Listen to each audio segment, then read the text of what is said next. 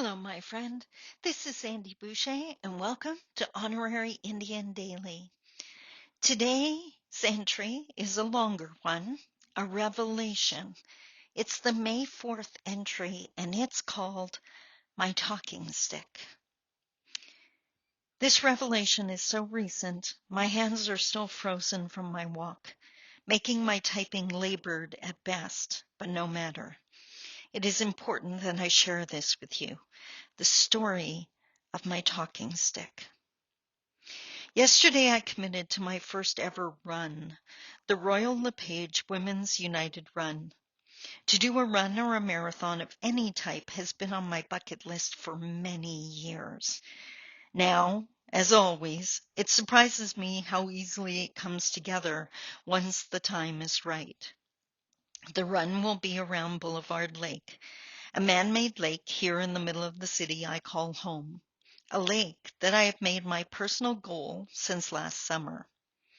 In August, when I visited, I did Boulevard with the goal of putting to rest the days when the trek almost killed me. But I'm in much stronger shape now, physically, emotionally, mentally, and spiritually, and I did the lake in 65 minutes. In October, I returned to visit my children, and again I took on the challenge. The result? 52 minutes. This morning I set out to do Boulevard again, this time with the intention of training. I wanted my body so used to doing the trek that the run on Mother's Day weekend would seem effortless, so off I went. As I began the walk around the lake, I smiled as I could feel the blood rushing in and hardening muscles that a few years ago I didn't even know I had. As the sun warmed me, I took off my jacket and tied it around my waist, laughing at the image I portrayed. Tight turtleneck top, spandex running pants, jacket. Was this me? 45 years old.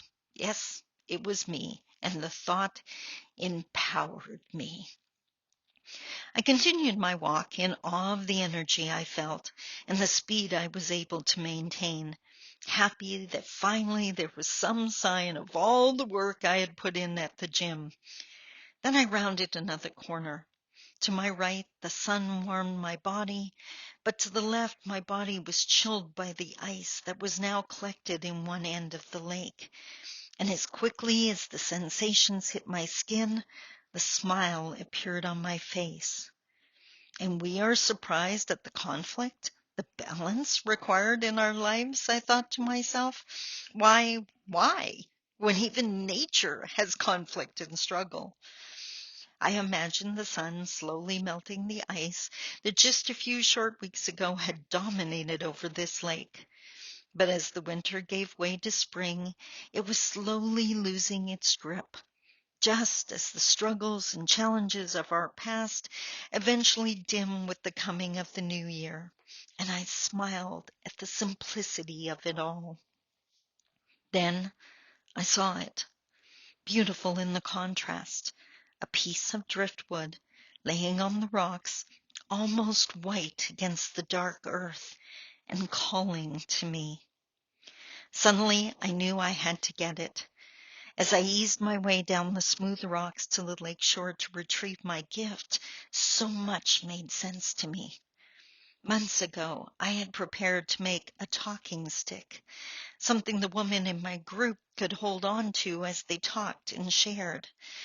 I knew the importance of having something to hold, something to focus on when one shares, so I set out to make what they so needed in that city so far from home. And I did what a city girl would do.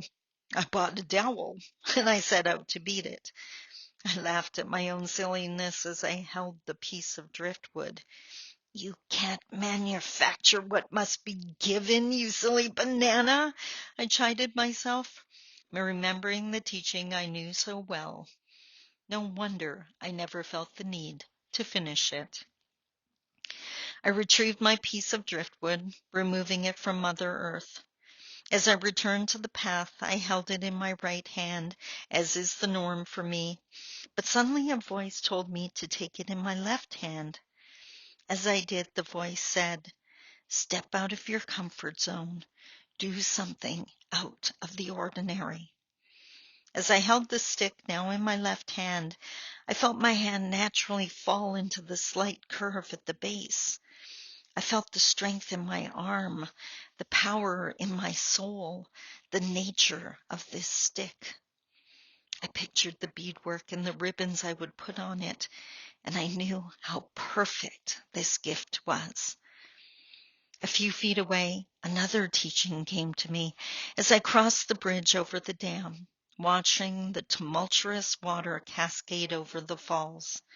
See what happens when man disturbs nature, the voice in my head said, as I viewed the calm water to the left and the raging torrent to my right. I walked on in awe of my teachings, of all that had transpired on my walk, and I thanked my mother again for all she taught me. And as my mother's face appeared in my mind, my iPod responded by playing 3 Times a Lady. As I heard the words, "And now that we have come to the end of our rainbow," I began to cry, knowing that all is as it is meant to be. My walk with my mother continues, but now she is a spirit guide rather than a physical companion, and I thank God for such a wonderful mentor. I rounded the next corner and I saw it, the huge oak tree, strong, beautiful, and barren of leaves. I cried as I said out loud, "Yes, Mom, you are right. My life has been a long, hard, and sometimes very cold winter, but it's done now. The winter has passed, and my skin may be a little calloused from the wind and rain, but I am stronger now, and I have the warmth of knowing I survived." I caught a glimpse of my shadow on the path in front of me. I could see my hair blowing in the wind, brushed, not styled. I could feel my face barren of makeup. I could see my now muscular shoulders and arms as I shed yet another tear, as I realized I'm beautiful, not in some shallow magazine fashion, but as God intended, as one of His creatures. With that revelation, I consciously closed the door on the voices of my past abusers and smiled. I felt the cold on my skin, but I did not wrap myself in my jacket.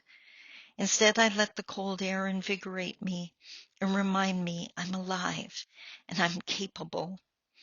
As I once again awed at the amount of energy still in my stride at the 4-kilometer mark, I envisioned the walks in my future, carrying this stick, praying for strength, for guidance for me and for all the women I pray for, and I knew it was good. I knew I would carry this stick during my training and during the Mother's Day walk that is intended to raise awareness of family violence. Yes, family violence. I know that demon well, but no longer.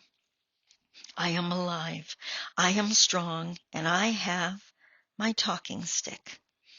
I giggle again as I realize that I have to wait until the stick fully dries before I can beat it. The Creator yet again is teaching me I have to be patient. That's okay. I will give it time to dry in the sun on my windowsill as I walk. Come walk with me. Come talk with me. It's a beautiful day, and we have lessons to learn. I hope you enjoyed that story, my friend, as much as I enjoyed sharing it with you. Until tomorrow, I love you. Talk to you soon. Bye-bye.